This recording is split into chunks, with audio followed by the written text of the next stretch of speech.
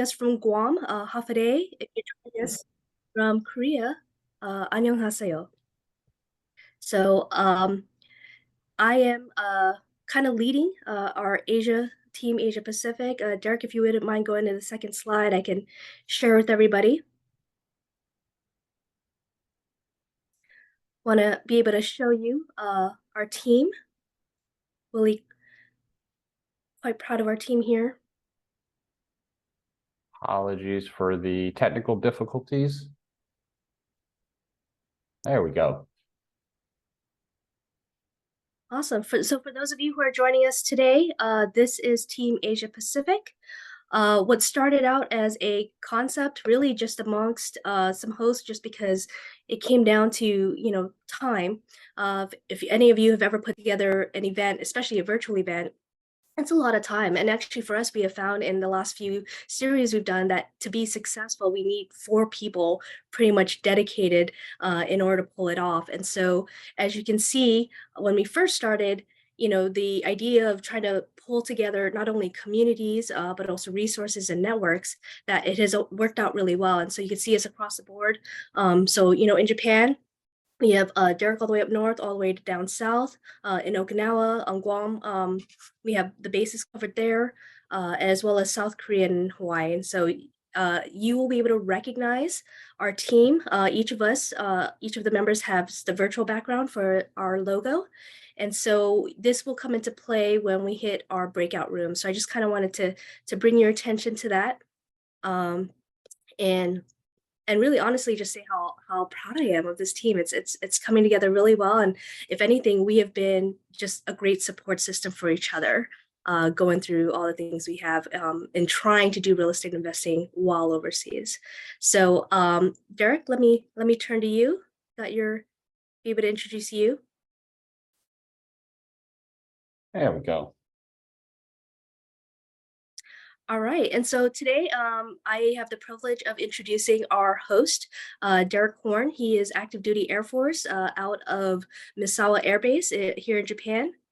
And what's kind of really neat about him is not only is he an EOD guy, in fact, I want to say our first event, he was there in the background just building some bombs there while we were doing our, kind of multitasking. So that was kind of fun. But he's also has quite a depth of experience doing not only real estate investing just in general, but also here from Japan. In fact, I think last event he shared with us that all the properties he owns, he actually owns sight unseen, which says a lot about his skill set and the things that he's been able to do to get to that point. So I think all of you guys are in for a treat because not only do you have Derek as a host, but then our guest speaker. So I won't take any thunder from Derek. He's going to be introducing her, but we'll keep things rolling for you. So Derek, let's move on. And thank you for the warm welcome this morning. Everybody all over the world, appreciate you guys joining us this morning. So I think, obviously myself and Ann, we've already spoken up to this point, but I'm guessing the majority of you guys are not here to listen to either of us speak. So today it is going to be my pleasure to introduce Shari Evans. She is actually one of the hosts as well. She is at Camp Zuma, Japan. Hopefully I said that correctly. Zama. It's Zama. Awesome.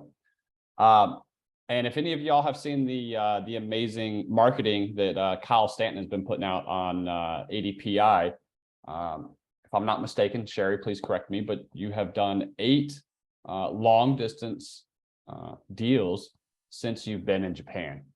And I think that's more than enough reason for any of us to just be hanging on every word that you say. So without further ado, I'm going to go ahead and turn the floor over to you and let you teach us the ways of your force. Well, thanks so much, Derek. I'm just going to jump right in. I'm going to pull up my slides here. And we are going to get started. And hopefully you are, you get a lot out of this. One second, let me just get out of here. Uh-oh. Are you seeing my slides in full screen mode? Not yet. We see your screen, but No, not your let me slides let yet. me reshare again. Let me start it again.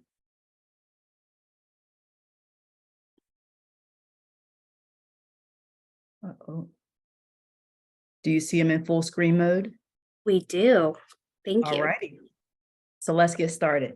Again, I'm Shari Evans, stationed here at Camp Zama, Japan. And today I'm going to share as much as I can with you about finding and closing deals while overseas, and hopefully something resonates with you as it relates to how I've been able to successfully do this. And we'll have some time for questions and answers towards the end. Okay, so really when you're thinking about how can you find a deal and close a deal, I categorize this the information set, if you will, into 3 quadrants. The first being defining your buy box, your acquisition and exit financing, how you're going to source your deals, and those 2 pots usually comes through listing, I call them pots, or networks. And we're going to break down each of these quadrants, and I'm going to share with you exactly the information within these quadrants for me. Now, keep in mind, your information doesn't have to be the same as mine, but I'm sharing with you how I've been able to do this, and hopefully something here is helpful for you, and you can take some of this information and use it as an overlay or roadmap to your own success.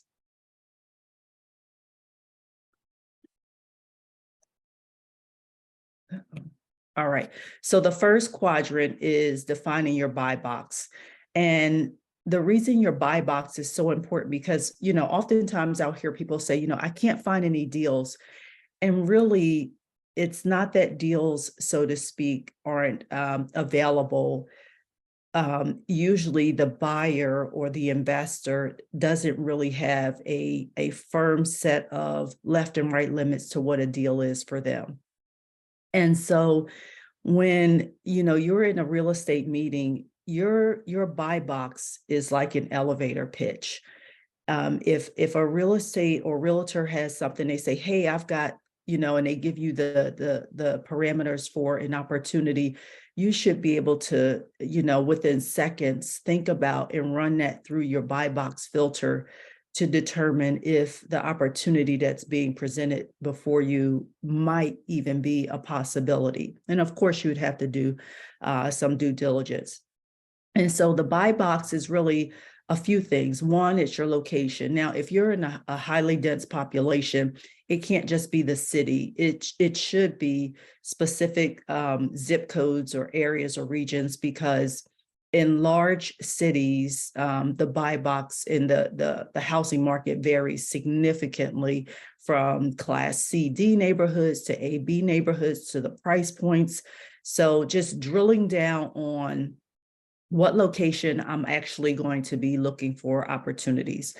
And then, do you have a network? And so when you think about network, for me, my network is my pool of realtors, property managers, brokers, contractors, as well as handymen in the actual area. And I'm going to share with you the area that I have been doing my deals in from here in Japan, and what my buy box looks like, and how I've been able to grow my network in that location.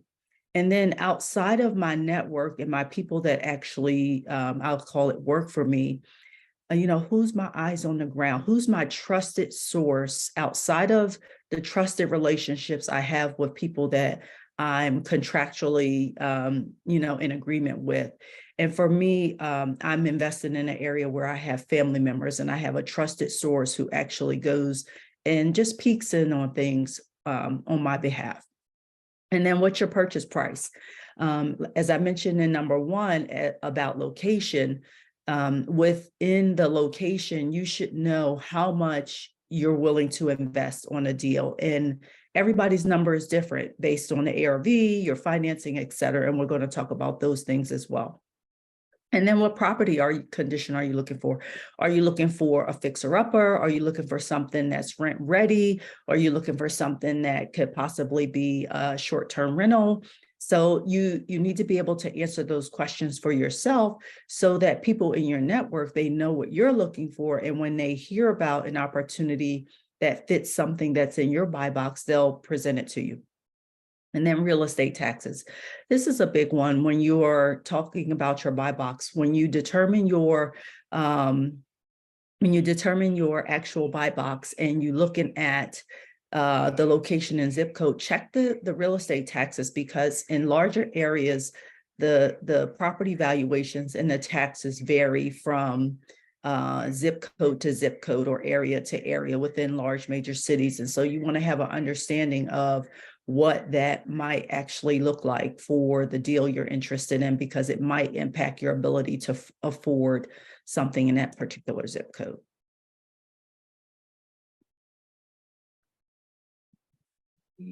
Stuck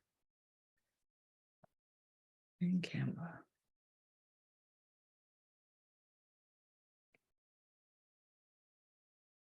We might be stuck in Canva. Oh, there we go. All right.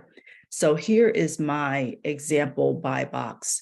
I'm investing in Philadelphia on the birds that I've been doing. And at the end of this, I'm going to actually share with you one of my current projects, a few short videos.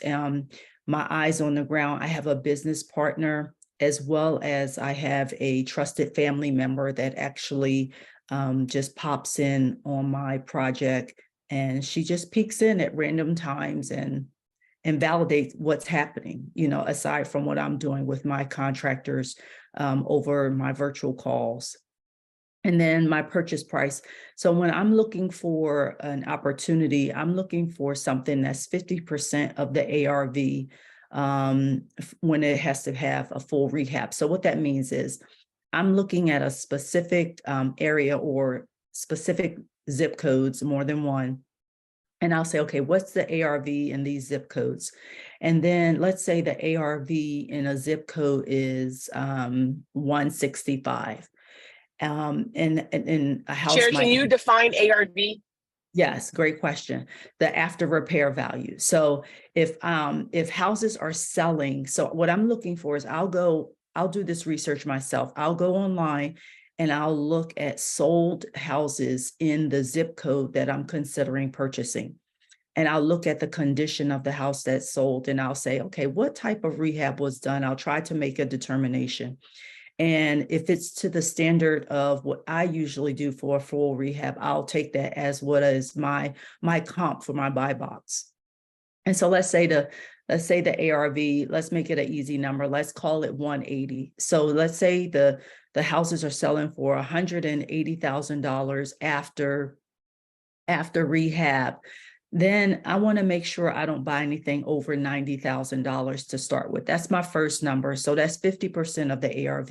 And then I'm going to look at the house I'm considering to see if it needs a full rehab, because I have my metrics for what the various elements cost to rehab the house. Like I have an HVAC person, I know what his rate is. I have an electrician, I have a plumber, I have a roofer. So depending on the condition of the house will determine if I think 50% of the ARV for purchase price is a good opportunity or if that number needs to come down.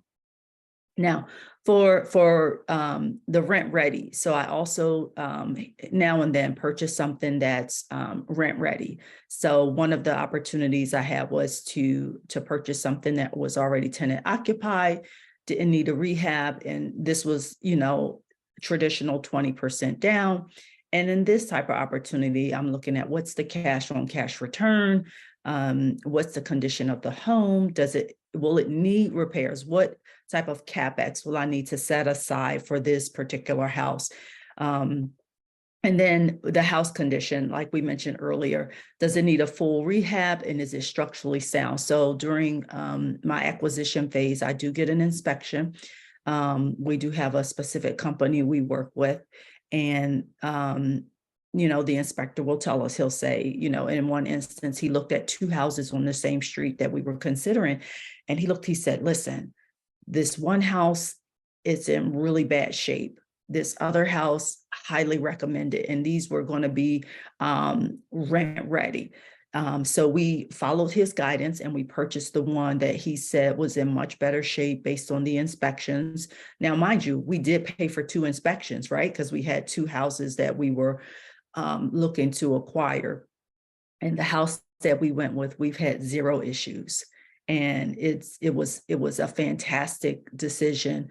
But that goes back to those relationships, because he wasn't just a random inspector from a company. He was someone that we know and we built relationships with. And then real estate taxes. One tricky thing to look at when you're purchasing a house is if the taxes that are being publicized are for a owner occupied and they're in a homestead status. So what can happen here is you'll say, oh, the taxes are great on this house. They've historically paid XYZ dollars. But what you didn't realize was the house was owner occupied and the person had some sort of homestead status exemption. And that wasn't the investor real estate tax rate that they were paying. So just make sure you do your homework on your taxes as it relates to the properties. Okay, so when you're purchasing a house, you have to think about how are you going to pay for a house? Are you going to have a cash purchase? Are you going to rehab it by cash? How are you going to get out the house? Are you going to use when I say get out the house, how are you going to exit the deal? And so these are the various ways that you can fund and exit an investment. You can have a cash purchase, a cash rehab, a cash out refinance, a hard money loan, a DSCR cash out refinance, or conventional finance. And conventional finance worked in the 20% down where I already had a long-term tenant. That worked well. And so that was a good opportunity. So I'll just go over each one of these with you. So let's see, here we go. So a cash purchase and a cash rehab. So in this instance, you would purchase a house for all cash. And you'd probably say, well, who has XYZ dollars laying around? Well, in my market, the houses, sometimes you can buy a house for about $45,000. So it's a little bit different than some of the markets that you guys may be in, where the average house that needs work is $200,000. And if it needs, if you have a smaller smaller level to enter, you can sometimes purchase with cash and do a cash rehab. And then what happens when you go this route, when it's time to refinance, you do a cash out refinance. And that's the first time you actually have a mortgage associated with the property. And that's where you get your cash back. So the benefit to this particular type of financing is there are fewer costs, if you will, fewer holding costs as it relates to what you'll normally pay with a hard money lender, which I'll go over in just a bit. So there are some advantages to doing a cash purchase and cash rehab, but of course your cash is tied up. So if you're tying up all of your cash reserves in an acquisition, you won't be able to make any other moves. But it's an option, and it's kind of like a safe option, if you will, because you're only spending what you have. You're not over leveraging yourself. So I think it has its place, and I've done it. Okay, so then there's conventional financing, which many of you may be familiar with, where you're going to get a fixed rate long-term mortgage at the onset of the acquisition. So you're going to do your due diligence. You've got your buy box. You know what you're going to buy, and in this instance, you're probably buying a house that's rent ready, because conventional financing will not finance a house that's not livable. So that's something you should know. You will not be able to get a conventional mortgage on a house that needs a full rehab. That it's not going to pass inspection. It's not livable. So you just won't be able to go this route. Now, you can buy a house that is qualified as livable, but still choose to rehab it, right? So just because you're rehabbing a house doesn't mean it wasn't livable before you acquired it. It just means you've made a decision to fully rehab that house for whatever reason. The benefits of purchasing in this particular way is this is a one-time close. With the previous example of the cash, you're closing when you pay for cash. And then when you refinance, that's another closing. So you've got two closing sets of fees, if you will, two settlement statements for that one house. With this particular route, you're closing one time and then you're done for the life of the loan, or if you refinance or whatever you decide to do with the property. So those are the benefits I see with the conventional purchase for the long-term holds. Oh, I think let's see. Yeah, we skipped a couple. All right, this one. All right, so this is the other option for financing your acquisitions. A hard money loan purchase and a DSCR cash out refinance. So when I first heard the term hard money loan, I really didn't understand what it meant. It's really similar to the process of acquiring a hard money loan is similar to the process that you go through with a conventional loan. Now, it's not as rigid, it's not as much documentation, but it's not like, when I heard this term, I was like, hard money loan, is that like some random person, loaning you money through email? It just didn't sound right, the terminology to me. It sounded kind of shady. But these are companies or lenders that are actually lending to real estate investors under certain guidelines and qualifications. And it's the same process of you're going to have a settlement statement, you're going to have a title company with title insurance. It's still a process. It's not a random person depositing money into your bank account. There are still some financial checks and balances as it relates to qualifying for this type of loan. Now, the advantages on a hard money loan, those acquisitions are not in your personal name. They are in your LLC name. So the hard money loans for real estate investors are not going to be in your personal name. So they're not going to show up on your credit report. But these are also short-term loans. These loans are usually for around 12 months. They can be 9 months or they can be 18 months, depending. And the interest rate is going to be higher. So let's say, for example, the interest rate is around 5 or 6% for a conventional loan for a real estate investor. And I'm just making up numbers, right? A hard money loan will probably be about 8 to 9%. For a real estate investor, or maybe 10%. And some of the things that the hard money lender is going to ask about is your experience in investing, how long you've done it, how many deals you've done. And they're not just going to ask you that and you give them the answers to those questions and then they say, yep, you're good to go.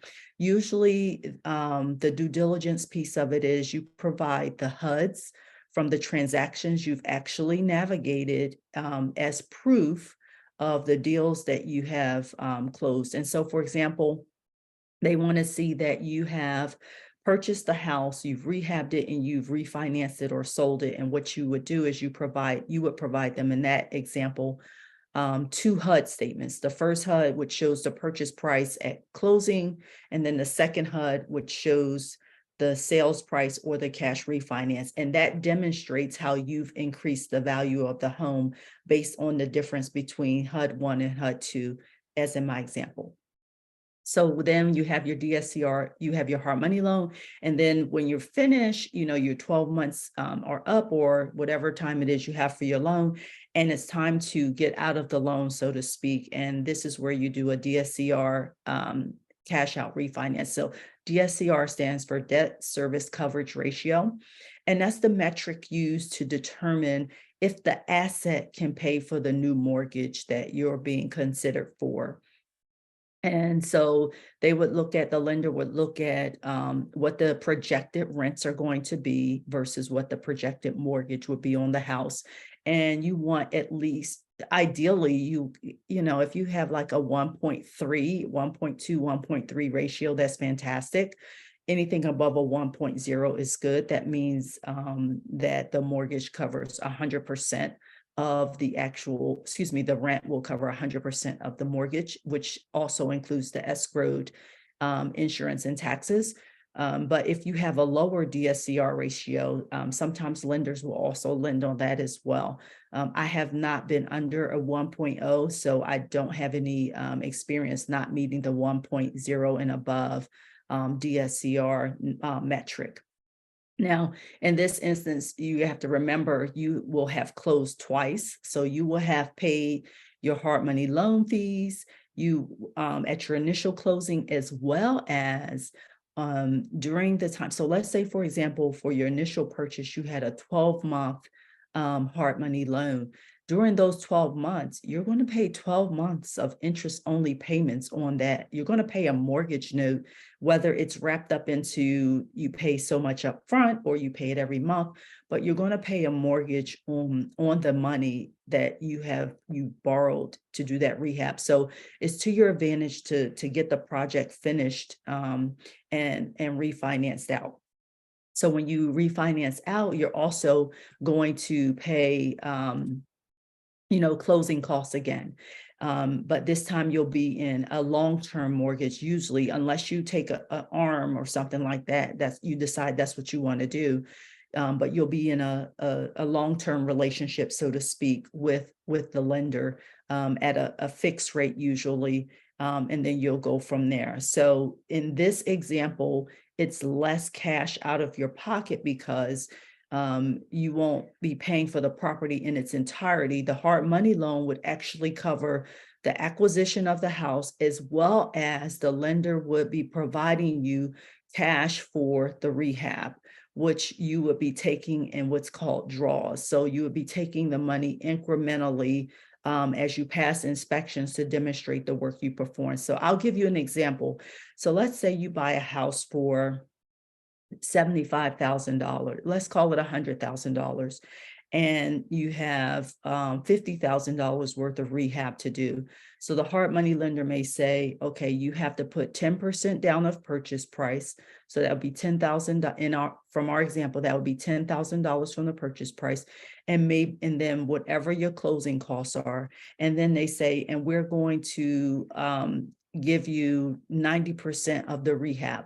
So 90% of the 50,000 will be 45,000. So now your new loan in our example is 90 plus 45,000. So it's $135,000 mortgage where you will have put down $10,000 as a down payment plus the closing costs, which usually include points in originations. And then you would be paying a monthly interest mortgage note until that loan is finished, and you would be drawing, is the terminology, the proceeds for the actual rehab. You don't get those proceeds up front. You get them incrementally as you complete the rehab process based on what's called your scope of work that you would have completed during the due diligence phase of the funding piece of the hard money loan. So there's a lot that goes into borrowing money with a hard money lender and then refinancing out. And so you would actually have to have your network in place. You have to have bids and, written estimates and really know your numbers, because this is where you could get into a pickle if the rehab actually costs more than what you put down on paper, but you've got this loan and you've got to finish this house because the lender wants to see the house to completion, or they want to see you cash out of it, but you can't cash out of it because nobody would cash you out for a house that's not completely rehab. So you really have to be prepared and have done your homework in this example. Sourcing your deals. So a lot of people will ask me, how do you find deals? Where are you finding these deals? And so I find deals in two categories: listings and relationships. I search the MLS and set alerts when I'm in the acquisition phase. I'm not always in the acquisition phase, of course. I just search the internet. It's fantastic what we can find through technology, and then through relationships. And we're going to talk about those two things. So through listings, MLS listings, which feed into sites like Zillow, And Redfin is like one of my favorites. And then realtor.com. Now, another one of my favorites to look at is the HUD site. So the HUD site lists their foreclosure listings, and usually they end up offering it for owner occupied first, and then they will offer for investors, but you can set it to where you get alerts about properties. So I've been able to find a gem through the HUD foreclosure listings as well. And then there are brokers who will have mailing lists to offer their projects to as well. And then relationships, like I mentioned, through property managers, friends, brokers. There, we were able to get an opportunity for a house that was an estate sale that came to our property manager, who's also a broker. And she just said, "Hey, do you guys want this house? I don't even, we don't even want to have to go through listing it." We said, "Yes, we'll take it." And the family of the estate said fine. They didn't want to go through the process of listing it either, and we closed the deal, and the house never went to market. And so those relationships can be key, because once people know your buy box, that I'm going back to, she knew that house was within our buy box, then people will start bringing you deals, and you won't always say yes, but they will start bringing you deals. And here is my experience. I've purchased off market, like I just mentioned. I purchased from the MLS. I purchased online, foreclosures, cash, conventional, and hard money. And these are the categories that you'll see that I've purchased in. One of the houses I'm getting ready to show you that I'm currently working on, I saw it on I think it might have been Redfin or something. And I looked at it and I was like, "Oh, this fits." And I looked down to see who the agent was, and it was actually one of the agents that works for our broker who we work with. And so I just texted her. It's like, "Hey, I saw your house." And she was like, "Okay." And it worked out. Everything worked out. So those relationships really help you to get to where you want to be.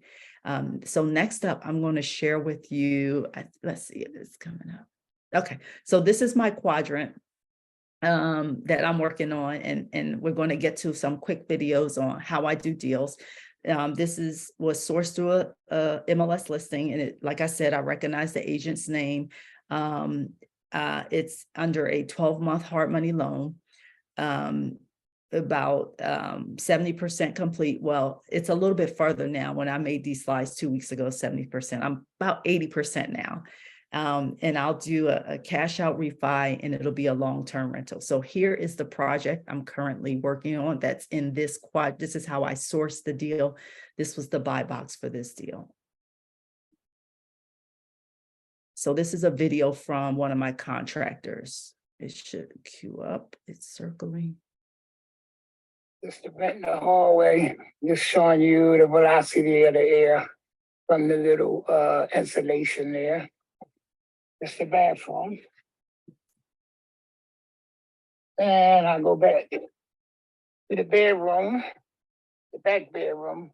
You can see the insulation is settling. Let me check the front room here. Okay.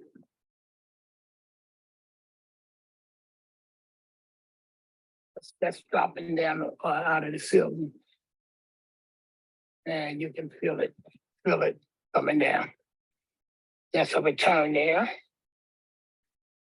So that was my HVAC contractor sending me his video of everything's operating. Let me go to the next. This is another video. Good afternoon, Ms. Shari. The last coat should be getting put on sometime this evening. I'll send you the finished look. Just going to do a walkthrough.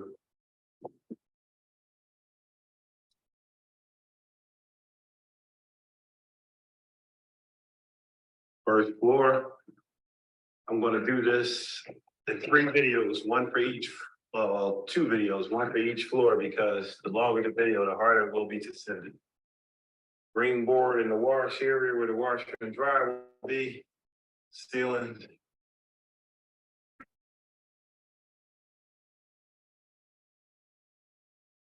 Okay, I'll go to the next one. Second floor. Cutouts. What? I think in this hallway, there's supposed to be 3. If that has to be cut out, so be it. There is the bathroom.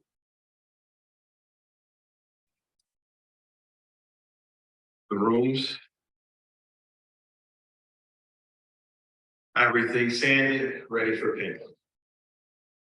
That was my GC walking through after drywall. And these were pictures of the house after painting.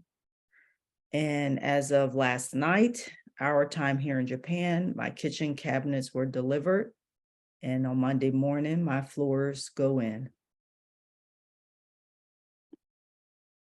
So that's my project that I'm working on now that I wanted to share with you. And we wanted to open it up for questions, but Derek, back to you.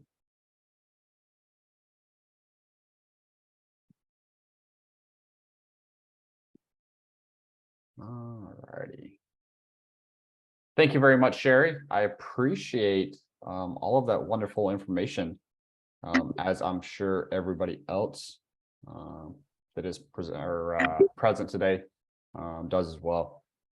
Especially like the videos that you put or showed us. I think that's the first time that we've had some like multimedia interaction. Is this with our guest speaker? So sorry, I'm just sharing my screen again for everybody. Hopefully it should be popped up for everybody. Is everybody seeing it now? Yes. Awesome. Yeah.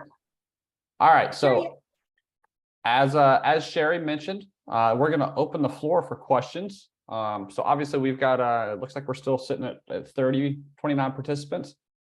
So obviously we can't all talk at the same time.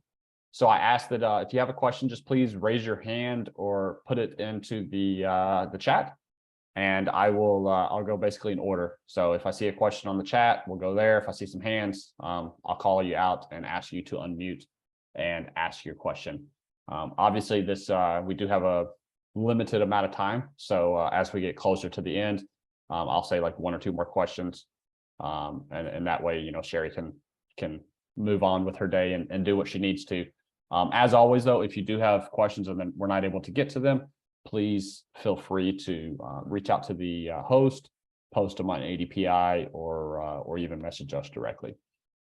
So I'm going to go through the first 2 questions that I've got on here. So I apologize if I mess up anybody's names first and foremost, but I've got Igin's iPhone.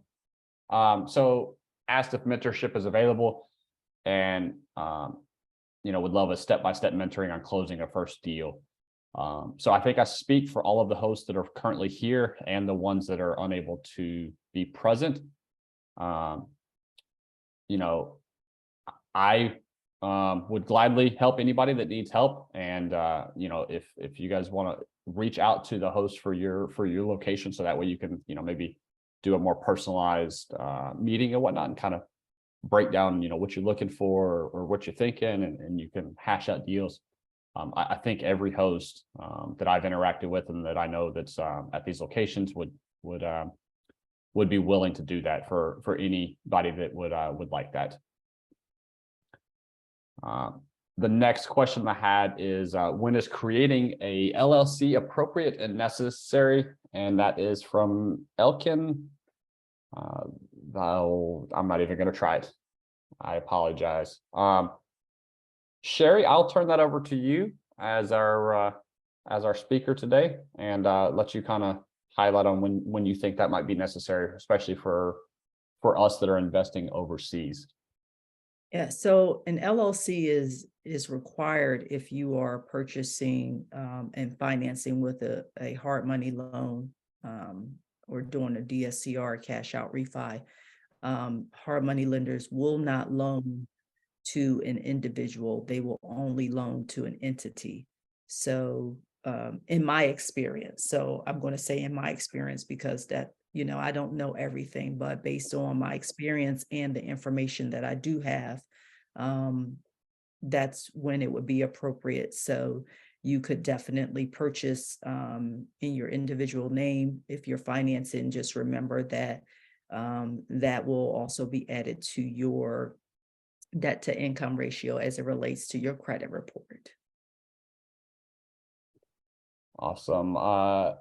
Elkin, hopefully that answered your question that you posted earlier. Next, we're going to call on Mr. Evan Berg. If you could unmute and ask your question, please. Yeah, so during the presentation, she had briefly mentioned one of the ways she acquired properties is through the HUD website for foreclosures. So I've been interested in that, but I've heard rumors that those typically have to be all cash offers, but I think, and usually at an auction, but I don't know if that depends on location or if there's opportunities to finance foreclosures. Yeah, great question, Evan. My experience, no, it did not have to be all cash. Actually purchased with a hard money lender, which was financed and acquired it in an LLC name.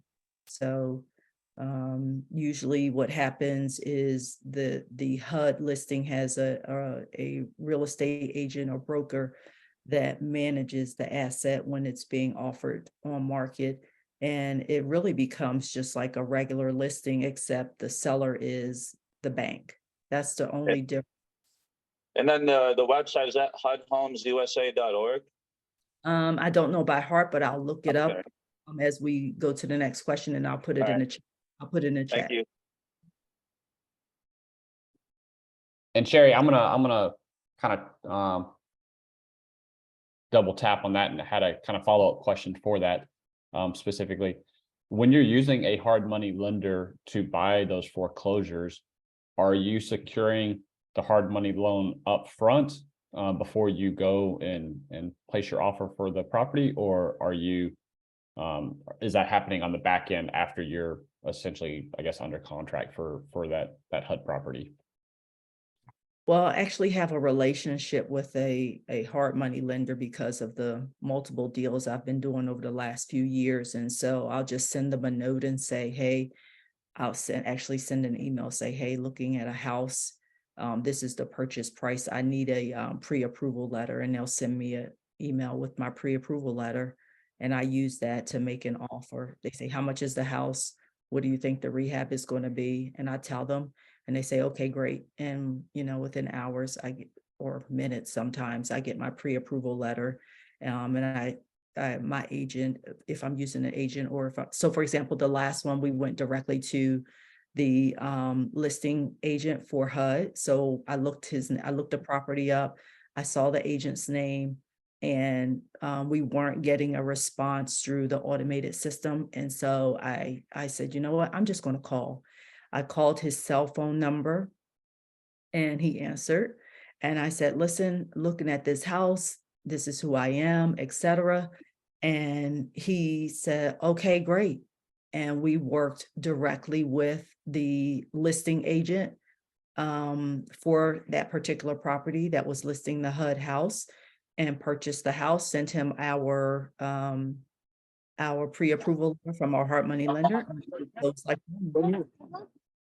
When he was a baby, did he see the Alps? Apologies for that. Somebody apparently unmuted their mic. Did that answer the question? It did, Shari. Thank you very much for that. I had another question. Your hand was up, but I'm not sure if you still had it. Ari Esteban. I'm sorry. I should know how to pronounce your name considering you're a host as well, but I'm a terrible person. Oh, you're still muted. Well, there you go. The joys of Zoom. First of all, Shari, I want to say thank you so much. It was a great presentation. I really enjoyed the example that you did, with the buying a house and doing the numbers. I think that was great. My question is, if you, when you're looking at houses, what makes you pick that house? Would you think, what is my ending goal with this house? So to me, as you have an area, how do you pick that house? I know you do your buy box, right? And your numbers, but beside that, what is the ending goal for most of your purchases? Are you going to long-term goal, long-term rental? I want to know kind of like the market are you looking at? I think I'm curious. Yeah, so I'm looking at a house that can become a long-term rental. And one of the things I do is I look at the Public Housing Authority, or Section 8, often referred to as Section 8, market rent. They have what's called a FMR, fair market rent, for the zip codes all over the United States. And I use their analysis for what they would pay for, let's give an example, a 3-bedroom house in my zip code. I look for the zip code I'm buying in, and I look for the fair market rent on the PHA site. And then I get the rent rate. And then I look at the, so then I know a section. So I am interested in providing nice houses in lower income communities where working class people can still have a fantastic house with granite countertops and, everything you would see in the higher end neighborhoods, but it's in a small house. So I use that market rent rate and determine what the maximum ARV mortgage I could carry in order to stay at my projected above 1.0 DSCR ratio numbers. And all of that combined. And then, of course, I look at the street that the house is on, because I know the neighborhood, because I'm buying in a place where I grew up. So I know the city. I go back there and I visit the area, and hopefully I'm making good decisions. Of course, things can change, and sometimes neighborhoods transition a little bit, but I'm looking at, hopefully to answer your question, looking at a long-term rental opportunity. I'm looking at a house that can meet the standards for a Section 8 tenant and still meet the DSCR ratio of 1.0 and above. Thank you. Great answer. That was what I was looking for. Thank you so much. Awesome. Thank you so much for that question. Next, we have Jennifer Ryan. Hopefully, again, I said good that job. correctly. You did. Thank you. My question for Shari, I was impressed by the contractor's video that he sent you.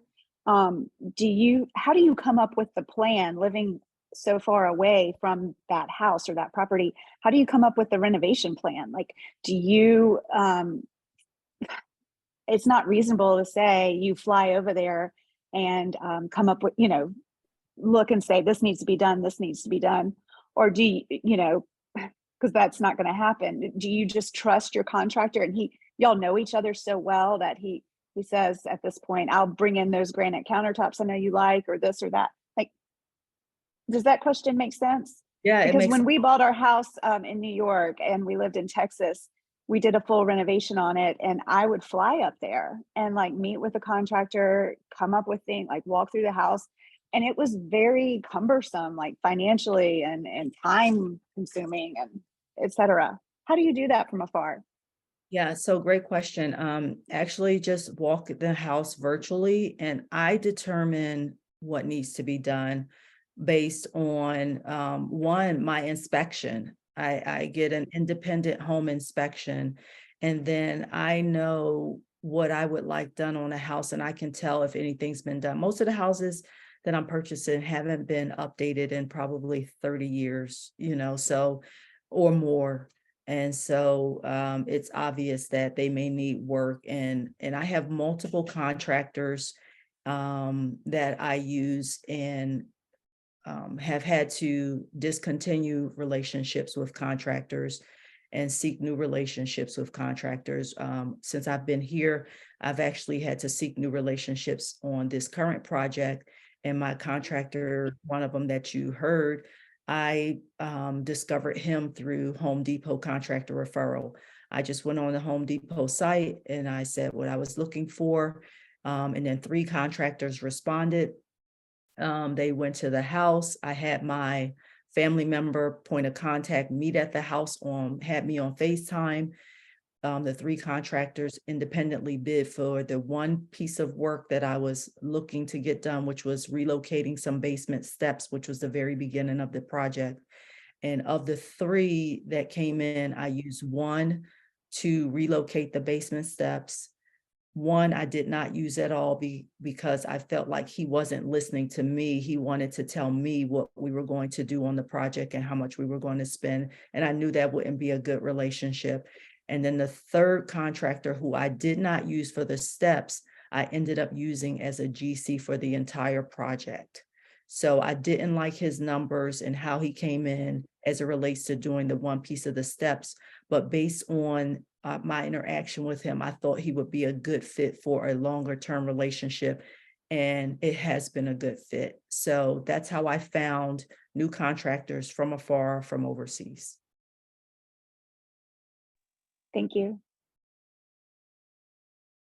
Jennifer, thank you very much for that question. Let's see, who do we have next? Gladys Johnson from Yokota Air Base. Please ask your question. Hello, Shari. Thank you so much for your presentation. I guess. Oh, you're muted again. Sorry. Someone who's brand new to real estate investing. My husband and I married almost 6 years, and most of our time has been overseas. And so I'm excited to learn about this group. But with that being said, how much money?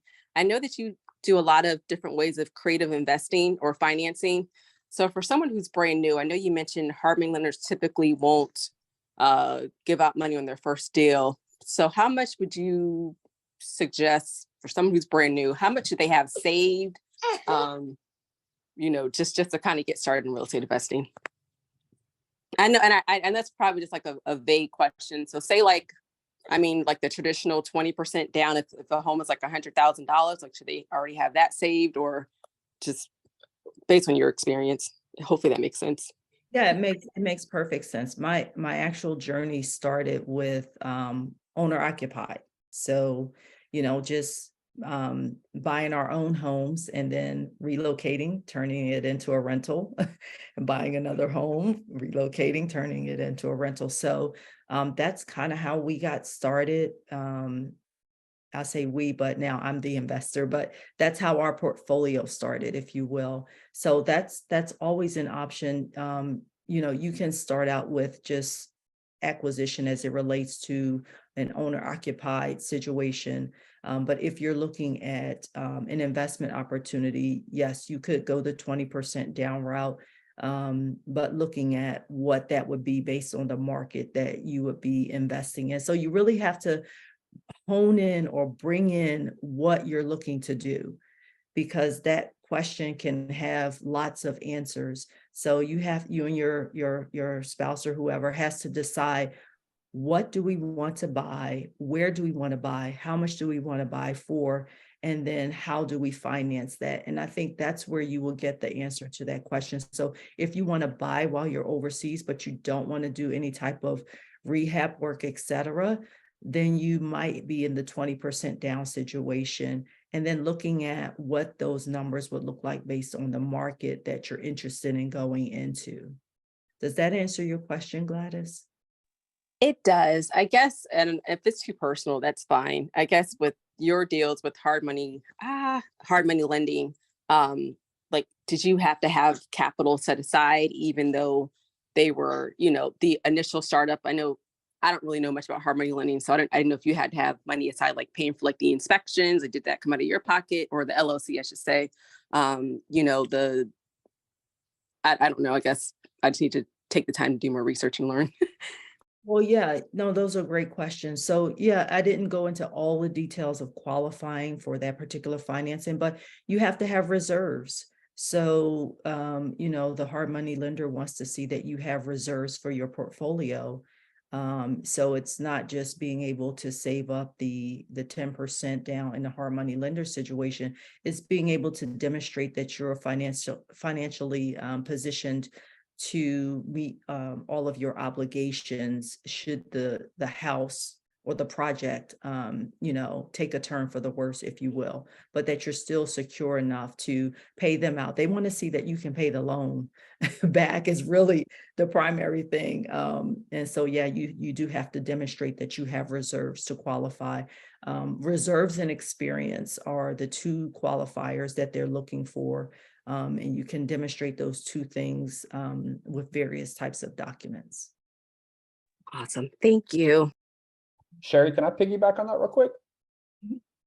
And please step in if you disagree, but my experience with that, Gladys, just to kind of, again, piggyback on that is if you can find a deal that makes sense and the numbers make sense, you can typically find the money to make it happen, right? Because everybody's looking, including other investors, they're looking to, you know, make money.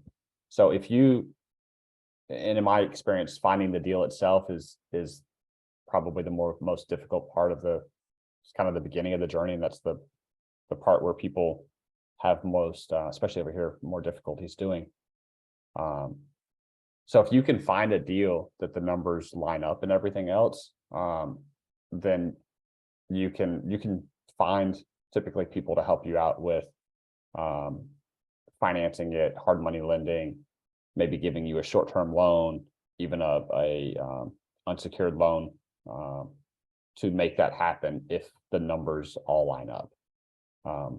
But I mean, at the end of the day, the experience is super important. Thank you so much. My husband's very traditional, so he's like, he wants to buy a house first before I would love to have rental income.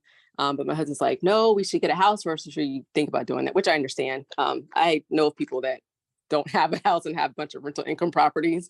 So I was just wondering, but thank you. Well, just Lori, I was just gonna sorry, Derek, my bad. Sorry, just buy a house with 3 other houses attached to it, and then you have rental income and you bought a house, and you can do that with a VA loan. So you're perfect. Oh, duplexes. Yes, that's a great idea. Thank you. Lori, I was just gonna say that, I mean, buying the houses is not really about having the house. So for your husband's viewpoint, it's about passive income and building that passive income and that appreciation for later in life, because no one wants to work into their 80s. So whether you own a house or not is irrelevant, because what you're doing is you're building passive income for later on down the line, or to allow your family to do other things. Not everybody wants to own a house because a house is a lot of work. So there's that aspect as well. My 1-year-old said, amen. Thank you. I think Elkin has a question, or did we answer his question in the chat? Yep. So I've just got him next. Ratasha, I'm going to have you probably close it out unless I get one more question. So Elkin, if you can unmute yourself and ask Shari your question, please. Hey, good morning, everybody, or evening, depending on where you're at. So as the questions kept going, some of it was already answered. So I really appreciate that, because it sounds like everyone else or other people have questions similar to what I have, which is fantastic. It's good to see that, you know, especially someone new as in myself that's kind of starting my journey, other people have those same concerns or questions to kind of get started. And I apologize, my kids are in the background playing and whatnot, so I apologize for the background noise. But my question was, for me particularly, and I'm sure many people have experienced this, finding a good team, especially being overseas. You know, you hear about, you need a contractor that you trust, you know, a property manager, a real estate agent or broker, and all these other individuals that will be essential to your team. My worry is, how do you find someone that fits those bills, or what qualities do you look for in order to find an actual exceptional team that you can trust to run things on your behalf while you're so far away? And that was the first question. The second question was, I've always heard the term OPM, other people's money. And I know hard money, what is it? Hard money lenders is definitely one. But I've heard of other ways that you can also use that. And I'm uncertain if anyone else has experience with that, or if anyone could clarify that a little bit more for me. Those are just really the two questions I have. So I'll take on the first part of your question, Elkin, about the team. It takes time to build your team of trust. But once you, so not only does our team members, or do our team members have to demonstrate to us that they are competent and they are true to their word, we have to demonstrate that to our team members. And so here's what I mean by that.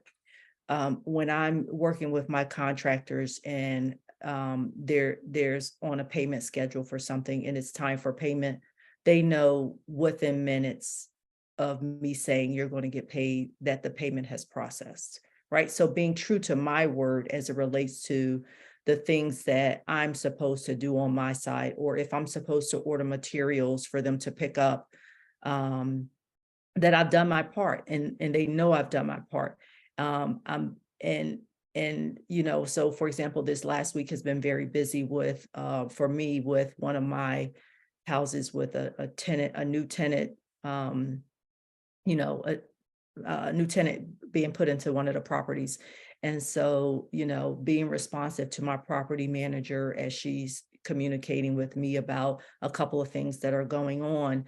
And so, my consistency and my availability, because I'm overseas. So, when I get up in the morning, I am making myself available. My team knows that I will check my text messages pretty early in the morning and respond to them. And then they know also that I have responsibilities with my children, and that a couple of hours after I respond to them is when I'm available for a call.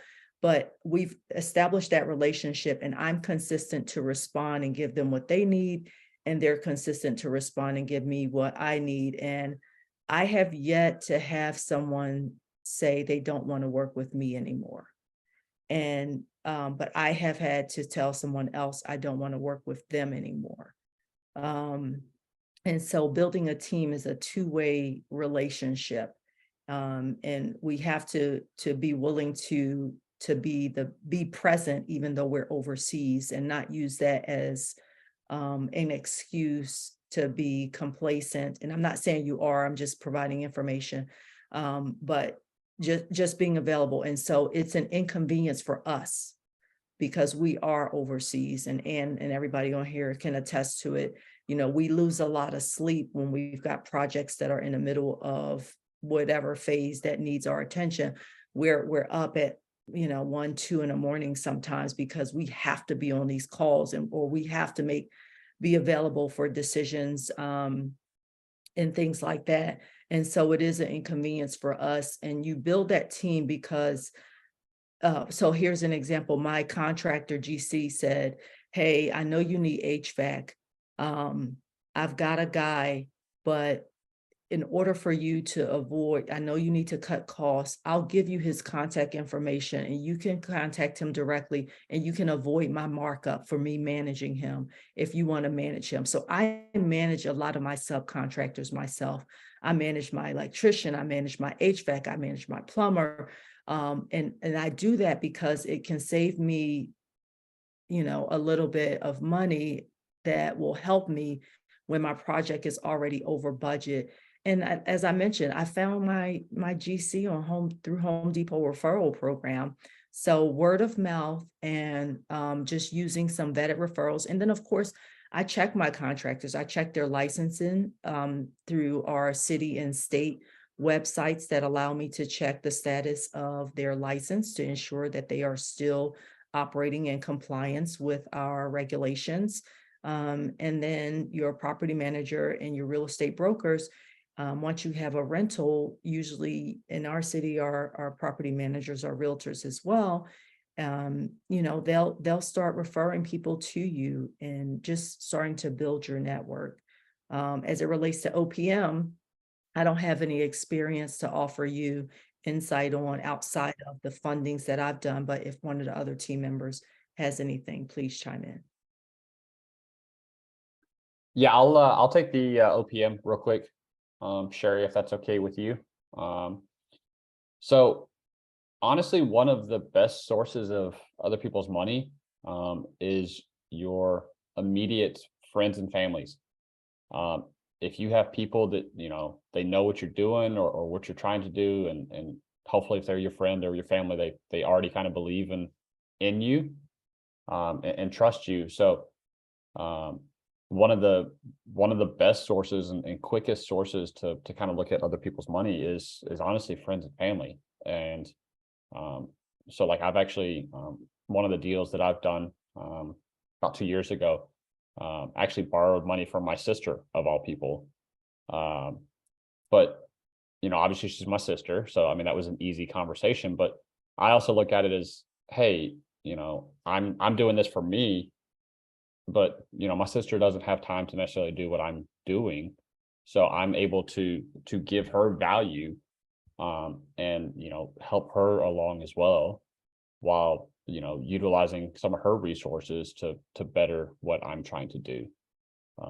So that's just one example, but that's when it comes to OPM, I think that's probably where everybody should start if you're able to. Obviously, not everybody, you know, has a friend or family that's going to be able to provide resources that'll be beneficial or tangible to what you're trying to do. But if you do have that option. Do you annotate this like in a promissory note? Like how do you, so you have the conversation, you know, they're going to give you the resources. I'm curious how you go about, you know, putting stuff in writing to either protect your sister's resources or protect you from the liability. Do you mind Definitely. breaking? No, definitely. That's a good question too. So when it comes to family, I do a promissory note, because I trust most of my family, and the ones that I don't, we go a little further down the road. But it's just a simple promissory note. I reach out to my lawyer. Hey, these are the terms that we've agreed to. Can you draft it up, send it out for review to the individual that's, you know, lending us money, make sure they're okay with it, get it signed, notarized, and we're good to go. For those that are not necessarily either okay with that, or you know, they're not like immediate family and maybe friends or friends of friends that are doing it, we go full on with a contract. So we have something drafted up again with our lawyer. You know, hey, these are the terms. We might even do second positions on liens. Pretty similar, honestly, to what you would probably do with a hard money lender. But I mean, technically they are a hard money lender. It's just that's not their job. You're just reaching out to them for money. But we do a full on contract with other individuals that aren't, you know, definitely direct family. Hopefully that answered the question, Anne. Yeah, I think it just helps. So yes, all of us have like an immediate circle of people we can reach out to who would entrust us with, you know, money to help us achieve our goals. I just think it helps to outline what that looks like when you try to execute it, right? Because then you have the promissory note just to have something, and it's how much money as well as the terms, right? So for example, if you're doing a deal, I think we used 100,000 and you needed 20% down. And this is just really simplifying it because there's a lot of other factors involved. But basically, you needed $20,000. You have a sister or brother who has 20,000, and they're like medical field, whatever. They can't, you know, they don't have the bandwidth. So you do up a promissory note. Say you're borrowing 20,000, and let's say the interest rate for a bank is maybe what 1% these days, 2%, and let's say you offer them 4% because now they're making, you know, more than what their money would be sitting in the bank, and you now have resources to be able to go do that deal that you want to do. So if I could break it down, I think that helps kind of showcase how that would work. Correct, and that's exactly how we do it. And it's a quick thing to get done by the lawyer. I think our costs typically have those done are a couple $100, and we just factor that in for our cost. So Elkin, hopefully that answered your question with regards to both finding a team over while you're overseas and trying to utilize at least one option to utilize other people's money. I'm going to go ahead and call on Ritarsha. as our last question, and then we'll continue on. Shari, this is a one. First of all, thank you for a fantastic presentation. It was nice to put names to things that I've been doing and see ways to tighten up some of the things that I've been doing not as efficiently as I could be. So I appreciate that. For the HUD houses, my question was, when you find those houses on the HUD listing and you've already got your hard money lender, is there a time period where you can back out if problems are found by your home inspection falls through, or once you say you're going to buy that HUD house, are you locked in? Well, it's really, the transaction is just like all the other transactions. You have a, your contingency period where you write in whatever your contingencies are, whether it's financing or inspection, right? You can always write a contingency into the agreement of sale that, this is contingent upon, et cetera, et cetera. And so here's a little tip. So it can be contingent upon financing and how that could work in your favor as it relates to a hard money lender. So let's say we found the house on HUD and the inspection, and we had our pre-approval letter, et cetera. But during the inspection, we found that it had some structural issues that was going to require, let's say, an additional $15,000 to do some foundation work or something that we totally didn't account for, right? So now the ARV of the property is outside of what it would be. So the property has to be at approximately 75% of ARV. So purchase price plus rehab, this is the other piece I probably didn't mention, purchase price plus rehab should not equal more than 75% of ARV. And why that number is key, because on a DSCR loan, usually you get about a 70, 75, or 85% refinance. They will refinance you depending on where you're at either 70% of ARV, 75, or sometimes when you're in a great market, 80%. And so you want to make sure that the purchase price plus the rehab costs don't exceed that number, or you'll end up leaving lots of money in the deal when you go to cash it out. So how can you use that information to back out on the HUD? If you wrote a contingency on financing and during the inspection, additional costs for repairs came up, it's no longer a financeable project because the repair costs plus the purchase price now exceed 75% of ARV. Now, a hard money lender, one of the things also that the hard money lender does, they send out an appraiser, and the house gets appraised at an ARV. So the appraiser looks at our scope of work, takes that document of everything we said we're going to do, how much it's going to cost, and then they take the agreement of sale, how much the house currently costs. They go out to the house, the appraiser looks at the house in its current condition and determines an actual appraised ARV based on what we say we're going to do. And so if this original scope of work ends up needing after inspection another, let's call it $15,000, $20,000, now that just kind of blew away the whole plan, because now we're outside of what was put together as it relates to purchase price, rehab, and ARV that was approved by the lender. And the lender would not approve a scope of work that added $15,000 or $20,000 to the project, because that will put the house outside of the appraised value of 75%. Does that make sense? So then that's your financial way to back out of it, because it no longer meets the financial requirements of the lender. So even though you had a pre-approval, the financial backing out doesn't mean you could no longer afford it. It just means financially, after the due diligence period, the project no longer doesn't pass the test for financing. That makes perfect sense. Thank you so much for that detailed explanation. Tarsha, thank you for your question. I think that was definitely an excellent one to ask. And I would love, honestly, later to sit down with Shari and get some more heads up on the Home Depot contract finder and maybe even HUD properties as well.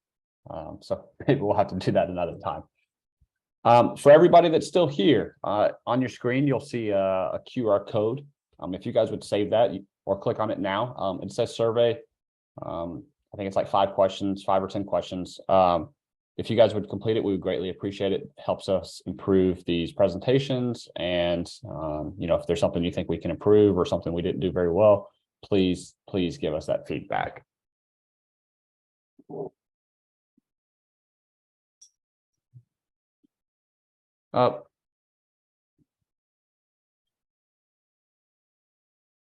This is a QR code for the previous events that we have run. So this is, and if I'm not mistaken, our 5th event as Asia Pacific. Yes, it is our 5th event, and all the previously recorded events past 4 are on a playlist on YouTube, and that QR code will take you directly to the playlist. So please take a look at those. There's some really good information on there with regards to taxes, LLCs, lending, how to run some of the numbers that Shari was talking about, getting to that 75% and rent numbers and everything else. So please take a look at those and, increase your level of knowledge.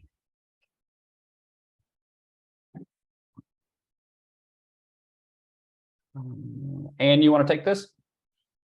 Yeah, sure. So hopefully you guys had a pretty good taste of what the Team Asia Pacific with this Asia Virtual series does for our community, not only, of course, with our local community, whether you be in Yokota or you're at Humphreys or you're on Anderson Air Force Base. But even we have, people in Hawaii and whatnot. So, but we are still looking, to grow. Mainly in Korea. So the things that you see in yellow, those means that person will be leaving the area soon. So I think Shari, I don't know if you have a replacement yet, but that's definitely what we're looking at. So if anyone here is at Zama and who would like to work with Shari and talk about what it would mean to replace her as a host, you're welcome to do that. For me here at Yokota, I have Whitney and Ari on board, so I think we're good to go. But of course, if anyone else if anybody else is interested, wants more help, I think no one would ever turn away more help, right? And then the ones in red where you see the circle, those are areas that we don't have representation. And of course, being where we are, we would like to, kind of bring everybody in. So you see here in Japan that we need someone in Iwakuni or Sasebo. Over in Korea, we don't have anybody in the Daegu Area 4 location, or in Osan or in Kunsan. So Yvette, if you know anybody in those places, feel free to share. I'm always happy to do introductions and just let people know what it would take. That's all I got. Awesome. And thank you for explaining, kind of where everybody's at and where we can use some help to make this even better.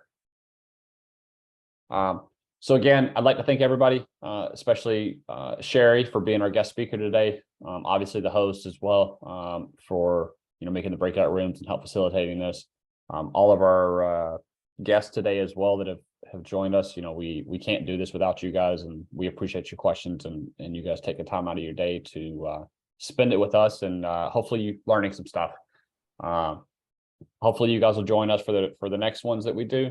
This will be kind of a quarterly event, and you'll see stuff posted on ADPI about the next one when it comes up.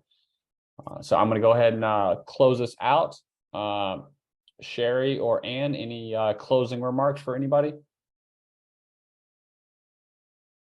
Go ahead, Shari. No, I'll stick around after you stop recording in case anybody has any extra additional questions. Awesome.